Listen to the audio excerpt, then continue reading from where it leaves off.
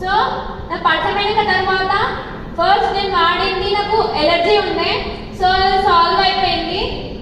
Business plan విని నాకు చాలా నచ్చింది ఏంటంటే 3 తరాల ఇన్కమ్. సో ఈ బిజినెస్ చేస్తున్నానండి.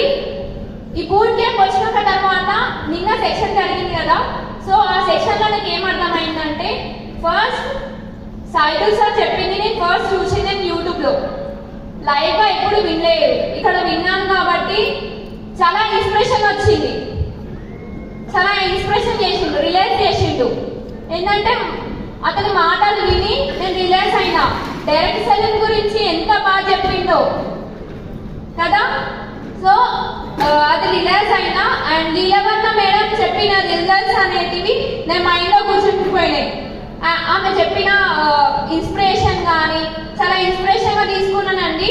మీరు కూడా మేడంని కూడా ఇన్స్పిరేషన్గా తీసుకొని ముందుకెళ్ళాలని కోరుకుంటూ thank you, wish you well.